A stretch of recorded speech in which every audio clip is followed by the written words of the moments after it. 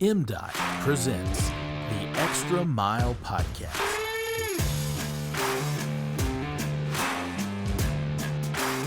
Welcome into another edition of the Extra Mile Podcast presented by the Mississippi Department of Transportation. I'm Paul Catul, and as always, I'm joined by my co-host, Will Kraft, and we're kicking off another year of episodes of the Extra Mile Podcast. And crazy enough, Southern District Transportation Commissioner Charles Busby has let us in his home. He might regret this, but it was so nice of the invitation. We promise we'll behave. Oh, man, I'm glad to have you here. You going to stay a few days? Oh, absolutely. Why not? Yeah, it's a cool place to be. I mean, we're down on the Mississippi Gulf Coast. It doesn't get much prettier than this. I mean, look at the water out there. It's great. It's beautiful. Yeah. Well, thank you so much, Commissioner Busby. Just first of all, New Year. How are the holidays? How are things so far in 2026? Things were great. I got some grandsons that really like to hunt, and I kind of like that myself. So we've spent a lot of time in the woods, and it's been fruitful, and we've had a great time and bonded together. And you spend enough time in a shooting house with a kid, and you talk about a lot of things, and I hope they reap something from it. I know I did. That's right. Love that. Love some good family time. We did. We'll add credence to that. We saw some evidence of some antlers downstairs. Some things have been slain, and some things are getting mounted around here. I'm telling you, they're looking good. No, absolutely.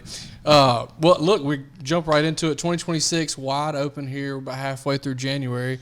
Lots of other things to get to, but first, we do spend a lot of time this time of year talking about the legislative session, and it is upon us again. Any thought? I know MDOT, we don't have a whole lot we're looking at, but thoughts for the session this year? I don't think we've got a huge agenda this year for the legislature. They got some heavy lifting that they're doing primarily on education, and that's needed. PERS is needed, and we've had our moment. We need to demonstrate that we can really do a lot with the money that they've given us. They've been nice to us as the tax increase is implemented over the next year or two. We'll generate more revenue from that and be able to do more. But we got a lot going on. We got a whole lot going on down here in the Southern District. Highway 57, largest contract ever let by MDOT. It's well ahead of schedule, about 15% ahead of schedule. Nice. It'll be good to get that done. We're probably going to open up 2 lanes here pretty quick to move the traffic over those 2 new lanes, so that we can begin construction on the other side. And I think all the bridges are in. It looks great. The guys are doing a great job. The highway I-10 widening project, that's going well. As we begin to analyze the 3-year plan and see what all ought to be in it, we've got widening of I-10 from Highway 57 east to the Alabama line. Now, we've got some major obstacles there that we got to overcome. We've got the Pascagoula River Bridge, and we've got the Escataba River Bridge, neither of which are going to be easy to add a lane both ways on, but we got to figure out how to do it. So we've got an engineering contract out there to look at 3 potential ways of doing that and come back to us with the most cost-effective way and the safest way to do that. So that's something that'll happen this year. Engineering is almost complete. Design is almost complete on our new Welcome Center, which is very exciting for me. Yes. On I-10. I forgot about that. Westbound coming in from Alabama. It's been an eyesore for a long time. I'll be so happy to have this new building in place. I hate to say it this way, but when people would come into that Welcome Center and we would show them what they think of Mississippi. Yeah, right. And I don't want that to be the first thing that they see when they come into my state. And actually, you got my picture hanging in there. Yeah. It's kind of personal sure to enough. me. So I want to make sure that this looks great, and the design that the guys have come up with looks phenomenal. Yeah. I think it's going to be much more user-friendly, and I think it'll get a lot more traffic there once we get it in. So that's probably going to go out for construction bids here in the next few months, and we may even break a little ground before the end of the year. So hopefully we can open that maybe in 27. I did forget about that project. That is one we're very much looking forward to. No, absolutely. Yeah, and other things we got to look at whether or not we need to continue this 4-lane on 57 beyond Van Cleve. if we could continue it on up to 26 at Bendale, and then carry it on forward through Leaf and on to Highway 98. Now we've got another 4-lane path coming off the coast for hurricane evacuations and for commercial traffic to get us to 98. Now, once we get to 98, it gets a little more complicated. We got 98 is 4-laned, all the way through. But if we were to decide to have a more direct route north, then that route that's always been spoken of is Highway 15. And then how do we get from 98, say, to 59 at Laurel on 15, making that 4-lane all the way? What does that look like? We need to begin looking at that, what that need is. I think the need is going to be there, and we got to figure out how to meet that need. There's been some tremendous investments there at Beaumont. And we're going to have to support that traffic coming in and out of there. We got a huge investment with Hood Industries in Beaumont. We got Hood Industries again making a major investment. We're so appreciative of $250 million there in Waynesboro. That's going to increase the truck traffic up to about 400 trucks a day in and out of that facility. We got to find a way to get those trucks onto 45 and get them out of there, get them moving north or south, whichever way they're going. I'd like to talk about to the leadership of MDOT about how we approach rail, our rail policies. Nice. I think we kind of let rail happen here in Mississippi instead of planning for rail to happen. I'd like to see us be more proactive in going after federal funds. Rail it means so much to the economic viability of the state, and I want to see us do more there. And I'm excited about a lot of things to come. Yeah, absolutely. One project that I definitely want you to mention, the Laurel project as well. Yes. 16th Avenue, which is Highway 15, coming through Laurel, runs north-south there, ties to 59 just south of town. We decided to take a different turn there. We decided to do something a little different, a little bit more management on the traffic lights, restriping, changing the speed limit a little bit. But the main thing that I want to do is I want to get those 18-wheelers out of that congested area. Right now, their only path is to come down through that congested area of businesses on 16th Avenue, tie to 59, and then go back north on 59, get back on 15, headed down to the Beaumont area.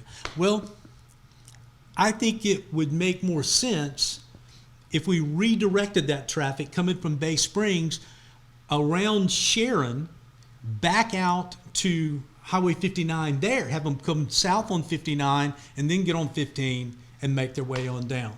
I think that's a much better mousetrap, and that's made possible by the passage of the Safer Routes Act federally. So we got something in our toolbox now that wasn't available to us when we first started looking at this design a few years ago. Yeah. That's amazing. Shout out to Senator Roger Wicker and Senator Hyde Smith there on that passage. You are absolutely correct. And some of the intricate details there, it's going to miss me, and correct me if you know here, but I can't. And it's something along the lines of, within so many miles of the destination that the truck traffic is going, now they can, with that state limit weight load, they can now take those trucks onto the interstate where previously they could not. That's right. That's right. Yeah. So yeah, very good. Getting truck traffic out of the downtown, out of the community areas.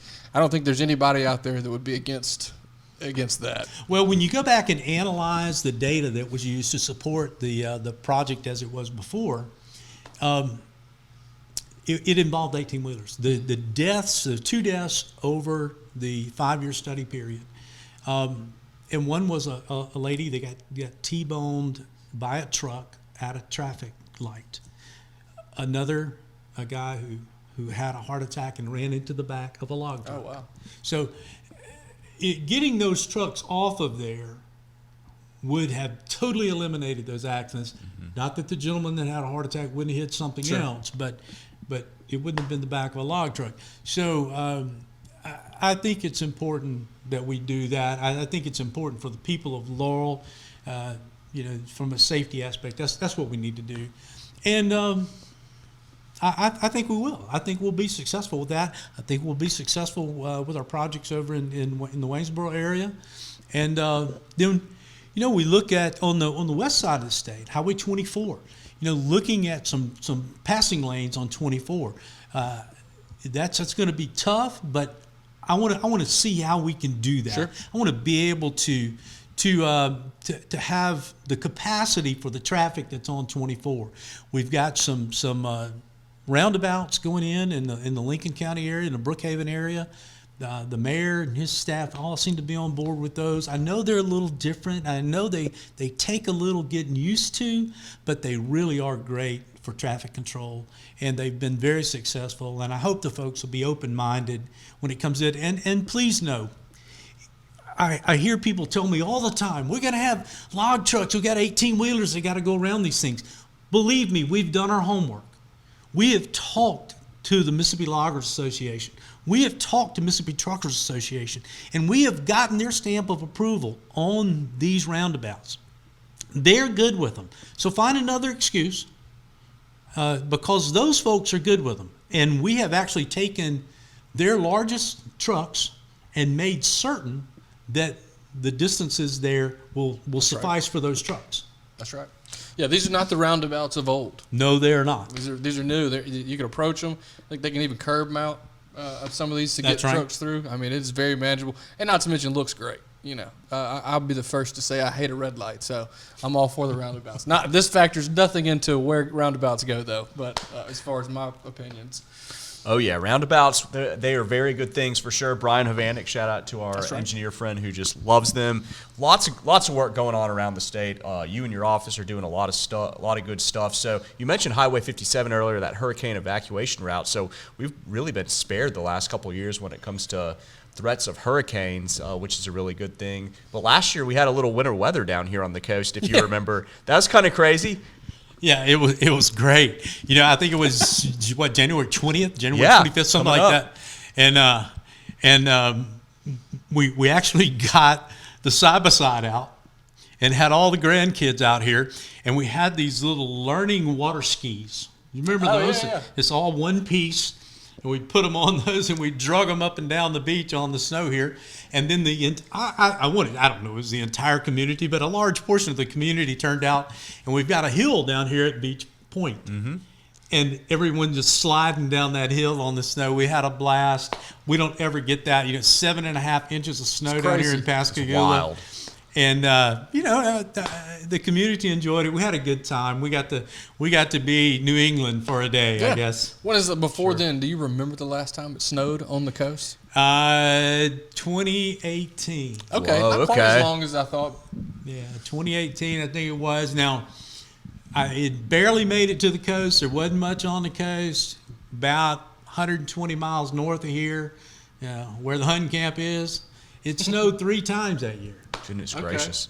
Well, that's crazy. Yeah, the pictures from that were absolutely, we didn't make it, me and Will didn't make it down here, but that was absolutely amazing. And then just speaking of the coast, just kind of in general, we come down here a good bit for work, but I mean, it is absolutely booming post-Katrina. It's been, 20 years now, but things just seem to be firing on all cylinders. Yeah, and it's so different. It's so different from Jackson County, Harrison County, Hancock County. Yeah, each county is unique in its own way. Here in the Pascagoula area, we're blue collar. Sure. We have the absolute privilege to have the largest employer in the state here with Ingalls Shipbuilding, and the largest oil refinery east of the Mississippi here with Chevron. Great community and industrial partners for us. So around here we're welding, and we're pulling wires, and we're pulling cables, and we're docking tugboats, and we're doing those sorts of things.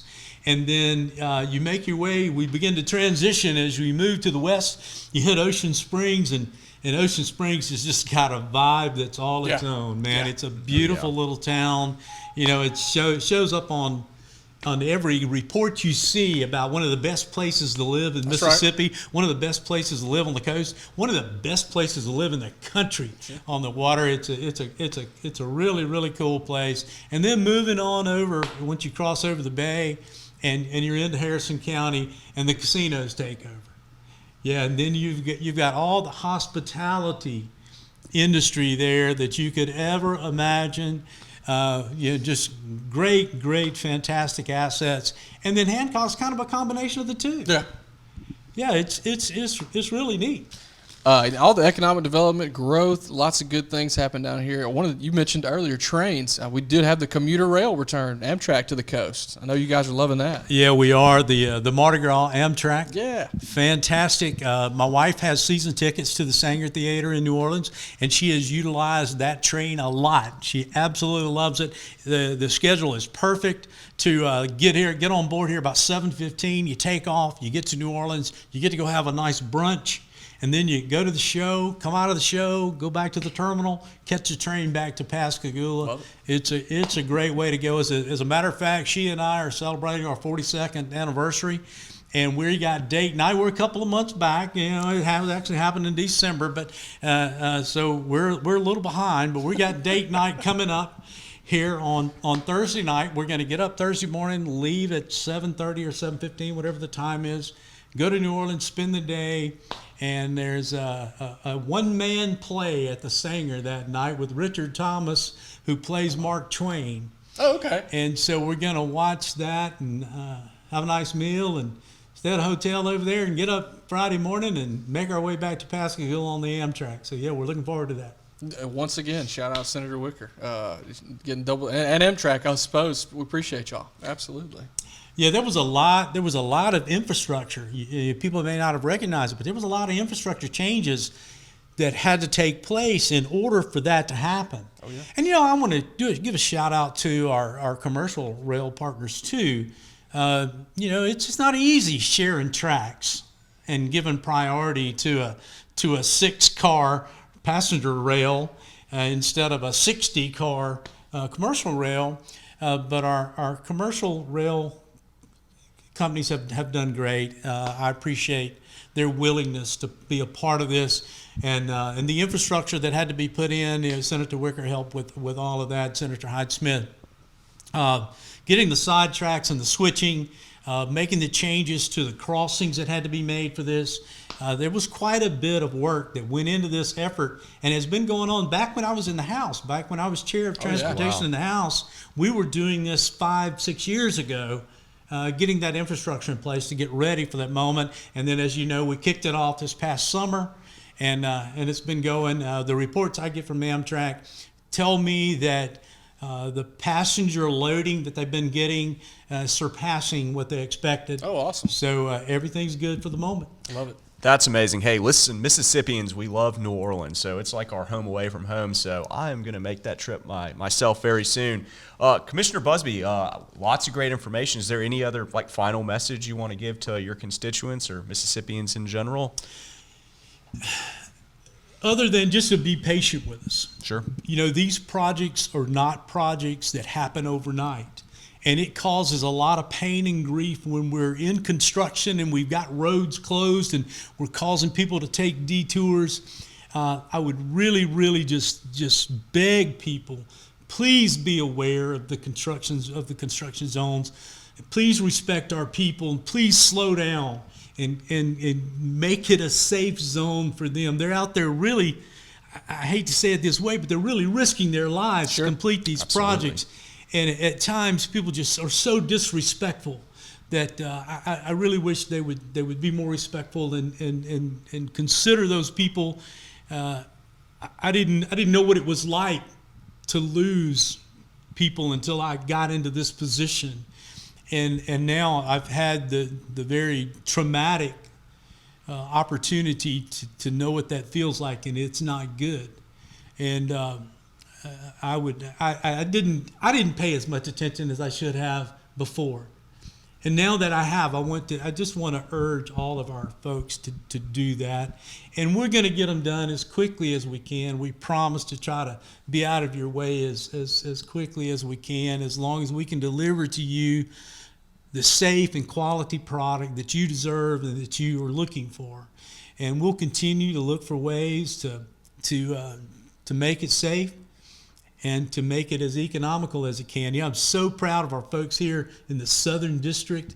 We are about 3 or 4 months away from having no asphalt conditions that are below average in the entire district. Wow. Whoa, that's cool. Now that is saying a lot. A shout out to all of the MDOT employees of District 6 and 7.